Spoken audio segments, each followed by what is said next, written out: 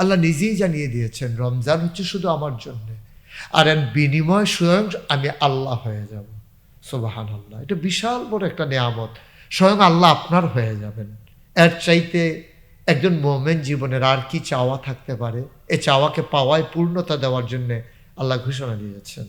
আল্লাহ রাসূল সাল্লাল্লাহু আলাইহি ওয়াসাল্লাম বলেছেন, মান সামা রমাদানান ঈমানান ওয়া ইহতিসাবান গুফিরা লাহু মা তাকাদ্দামা মিন যামবি। যে ব্যক্তি ঈমান এবং ইহতিসাবের সাথে রমজানের রোজাগুলো রাখবে, আল্লাহ তার পূর্বের জীবনের সমস্ত গুনাহগুলো আল্লাহ মাফ করে দেবেন। আসুন এই রমজানকে সামনে রেখে আমরা আমাদের করণীয়কে নির্ধারণ করে নেই।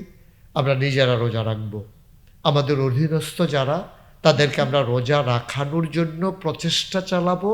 কোনো কোনো ক্ষেত্রে আমরা বাধ্য করব যেন তারা রোজা রাখতে বাধ্য হয়। আসসালামু আলাইকুম ওয়া রাহমাতুল্লাহি ওয়া বারাকাতুহু। রমজান সমাগত, মুমিন হৃদয়ে আনন্দের হিল্লোল, সওয়াবের মাস, সওয়াব অর্জনের মাস। এই রমজান মাসকে সামনে রেখে আমরা আল্লাহ তাবারক ওয়া তাআলা কুরআনুল কারীমে যেভাবে বলে দিয়েছেন, ইয়া আইয়ুহাল্লাযীনা আমানু কুতিবা আলাইকুমুস সিয়াম কামা কুতিবা আলাল্লাযীনা মিন ক্বাবলিকুম লাআল্লাকুম তাত্তাকুন। হে ঈমানদারেরা, তোমাদের জন্য রমজানের রোজা ফরজ করে দেওয়া হয়েছে, যেমন করে ফরজ করে দেওয়া হয়েছিল তোমাদের পূর্বের যারা উম্মত সবার উপরে। যত নবীর উম্মত এসেছেন সবার উপরে রমজানের রোজা ফরজ করে দেওয়া হয়েছিল। কেন এই রমজানের রোজা? আল্লাহ তাবারক ওয়া তাআলা আয়াতের ভিতরেই নির্ধারণ করে দিয়েছেন, লাআল্লাকুম তাত্তাকুন, তোমাদের অন্তরে যেন আল্লাহর ভয় পয়দা হয়। আল্লাহ তাবারক ওয়া তাআলা তার প্রতি ভয় পয়দা করে দেওয়ার জন্যে এবং আল্লাহর দিন অবিচলভাবে মেনে নেওয়ার জন্যেই এ রমজানের রোজা ফরজ করে দিয়েছেন। আমাদের দেশে দেখা গেছে এই রমজান আসলে অধিকাংশ মানুষ রমজান থেকে গাফেল হয়ে যায়। সিয়াম সাধনায় আমরা নিজেকে নিবেদিত প্রাণ করে নিতে পারি না। কিন্তু এটা যে আমাদের জন্য কত লাভজনক, চিকিৎসা বিজ্ঞান বলেন, আপনি বর্তমান জমানায় মানুষ নানানভাবে আর্থসামাজিক প্রেক্ষাপট থেকে শুরু করে সকল জায়গায় বিবেচনা করে দেখেছে রমজান মানুষকে পারফেক্ট প্র্যাকটিসিং মুসলিমে পরিণত করে দেওয়ার জন্যে রমজানের বিশাল ভূমিকা। আপনি অভাবী মানুষের অভাব আলোচনা করে করে বুঝবেন, আর নিজেই যখন আপনি খিদায় নিপতিত হবেন, সারা দিন যখন না খেয়ে থাকবেন, আল্লাহ যেন আপনাকে বোঝাতে চান এটাই, আমার বান্দারা যারা খায় না, যারা খেতে পায় না, তোমরা যে তাদের পাশে দাঁড়াও না, একদিন না খেয়ে দেখো তো কেমন লাগে। এই অনুভূতি তৈরি করে দেওয়ার জন্যেই আল্লাহ তাবারক ওয়া তাআলা আমাদের উপরে রোজা ফরজ করে দিয়েছেন। আমরা এই সিয়াম সাধনার মাধ্যমে সুবহি সাদেক থেকে শুরু করে ইফতারের মুহূর্ত পর্যন্ত আমরা যখন খিদায় কাতর হয়ে পড়ি, পিপাসায় যখন তৃষ্ণার্ত হয়ে পড়ি, তখন আমরা বুঝতে পারি খিদার জ্বালা কত জ্বালা। রমজান উপলক্ষে এই রোজা রাখতে গিয়ে যদি আমাদের এমন কষ্ট হয় যে মানুষগুলো 12 মাস দুমুঠো খাবার পেতে পারে না ঠিক সময়ে, যে মানুষগুলো তৃষ্ণায় পিপাসার্ত হয়ে পানিও পায় না সময় মতো, এ মানুষগুলোর জন্য কত যে কষ্ট, কত যে বেদনাদায়ক, আপনি তা বুঝবেন না। রমজান তা বোঝাতে এসেছে। রমজান যেন আমাদেরকে জানিয়ে দিতে এসেছে, তুমি রোজা রেখে যেমন করে কষ্ট পাও, তোমার পাশের ভাই অভাবী মানুষটা রোজা না রেখে সারাটা বছর দুবেলা না খেতে পেরে তার চাইতে বেশি কষ্ট পায়। সুতরাং এ রমজান যেন আমাদেরকে তাই শিখিয়ে দিচ্ছে, যেমন করে সওয়াবের বার্তা নিয়ে এসেছে।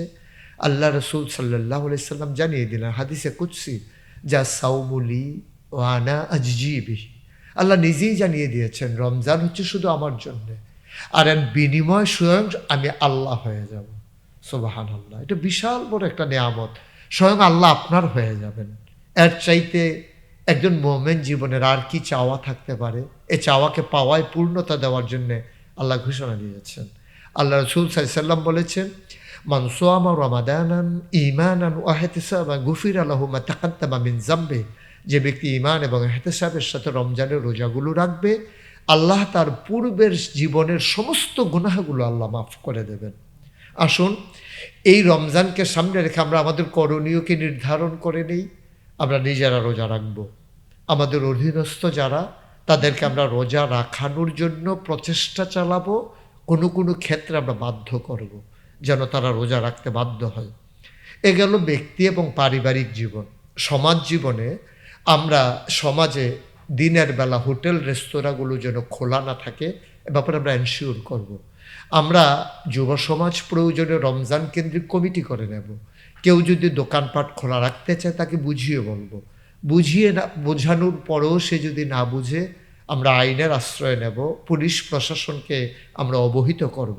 ওনাদের সহযোগিতা নিয়ে আমরা এই সমাজটাকে সুন্দর একটা সমাজ বিনির্মাণে ভূমিকা রাখব, যেন যেহেতু বাংলাদেশে শতকরা 92 জন লোক মুসলমান, এমন না যে অমুসলিমরা খাওয়ার জন্যে দোকানে আসতে হবে, ওরা ওদের মতো করে খাবে, ওদের তো আর রোজা নাই। কিন্তু এর মানে এই অমুসলিমদের অজুহাত দিয়ে আমরা এই মুসলমানদের সমাজে দোকানপাট খোলা রাখবো, পর্দাটা নিয়ে খাবো, এটা সম্পূর্ণ রোজার সাথে মর্যাদার সাথে অবমাননা কর। এটা প্রকৃত অর্থেই বেহায়াপনা। এই বেহাপনায় লিপ্ত হতে দেওয়া যাবে না। গান বাদ্য বিভিন্ন সাংস্কৃতিক অনুষ্ঠানের নামে যেগুলো অপসংস্কৃতি, এর সয়লাভ রমজান থেকে আমরা শুরু করে দেই। আমরা এখানে এটাকে আর বাড়তে দেব না, হতে দেব না। মূলমন্ত্র হওয়া উচিত এটাই, অন্যায় করব না, কাউকে অন্যায় করতে দেব না, অপসংস্কৃতির সাথে নিজে গা ভাসিয়ে দেব না, কাউকে গা ভাসাতে দেব না। আমরা পরিবারে, আমরা যারা পরিবারের সদস্য, ইফতারের সময়, সেহরির সময় আমরা তাদেরকে সহযোগিতা করতে পারি, এই কাজগুলো আমরা করব। পাশাপাশি আমরা ছোট বাচ্চাদেরকে উদ্বুদ্ধ করব এবং তাদেরকে চাপ দেব না, কিন্তু রোজার যে গুরুত্ব তাদের সামনে তুলে ধরব। এতে করে আমাদের ভবিষ্যৎ প্রজন্ম রোজার ক্ষেত্রে তাদের উৎসাহ উদ্দীপনা ব্যাপকভাবে বৃদ্ধি পাবে।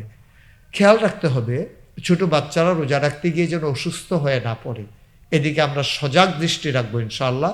সবাই সমানভাবে আমরা তাদেরকে উদ্বুদ্ধ করার পাশাপাশি আমরা খেয়াল রাখবো যেন তাদের এটা নিয়ে কোনো সমস্যা না হয়ে যায়। অতি অসুস্থ রোগী যারা, আমরা যেহেতু আল্লাহর বিধান আছে তাদের ক্ষেত্রে ফেদিয়া প্রদান করব। আমরা তাদেরকে বাধ্য করব না। তারা উৎসাহ উদ্দীপনা নিয়ে রাখতে চাইলেও আমরা বুঝিয়ে বুঝিয়ে বলবো রোজা ভেঙে নেওয়াটাই তার জন্য জরুরি। কারণ কোনো একটা অ্যাক্সিডেন্ট হয়ে গেল, তিনি অ্যাক্সিডেন্ট করে ফেললেন, তিনি বেহুশ হয়ে গেলেন, তিনি মৃত্যুর মুখে পতিত হলেন। ইসলাম এত কঠিন কোনো জিনিস নয়, তার জন্য বিকল্প ব্যবস্থা আল্লাহ তাবারক ওয়া তাআলা দিয়ে দিয়েছেন।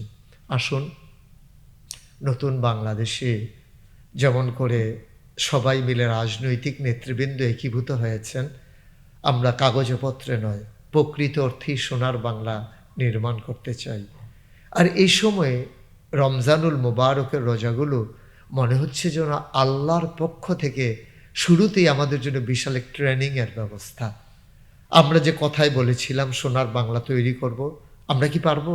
আর পারার জন্যেই আল্লাহ যেন একেবারে সামনাসামনি করে দিয়েছেন এই সিয়াম সাধনাকে। আমরা যদি এখানে সাকসেসফুল হই, আমরা যদি এই রমজানকে কেন্দ্র করে আমাদের নিজেদেরকে প্রস্তুতি নিতে পারি, তাহলে সামনের 1 বছরকে আমরা সেই তাকওয়ার ভিত্তিতে, পরহেজগারির ভিত্তিতে আমরা সমাজকে সাজিয়ে নিতে পারবো ইনশাআল্লাহ। নতুন বাংলাদেশ বিনির্মাণে স্বপ্ন দেখছে অজপাড়াগাঁয়ের মানুষ থেকে, সে নিবৃত পল্লীর মানুষ থেকে রাজধানীর বড় বড় মানুষগুলো। এভাবে আর কতদিন? আসুন না ঝেড়ে উঠে দাঁড়াই, আর মোড় ভেঙে আমরা সবাই মিলে জেগে উঠি, জাগিয়ে দিই সবাই মিলে কুল্লুকুম রাইন ওয়া কুল্লুকুম মাসউলুন আন রায়াতিহি। আমরা সবাই রাখাল, আসুন সবাই রাখালের ভূমিকা পালন করি। যেখানে অন্যায় সেখানে আমরা দাঁড়াবো দৃঢ়তার সাথে, অবিচল আস্থা নিয়ে, অটল পাহাড়ের মতো। অন্যায়ের কাছে মাথা নত করবে না বাংলাদেশের মানুষ। এই মূল মন্ত্র নিয়ে রমজানের রোজাগুলো আমাদের মাঝ থেকে বিদায় নেবে। আল্লাহ তাবারক ওয়া তাআলা দীপ্ত শপথ গ্রহণ করে পথ চলায় এগিয়ে যাওয়ার তৌফিক দান করুক। সবার জন্য দোয়া করি, সবার কাছে দোয়া চাই। আসসালামু আলাইকুম ওয়া রাহমাতুল্লাহি ওয়া বারাকাতুহু।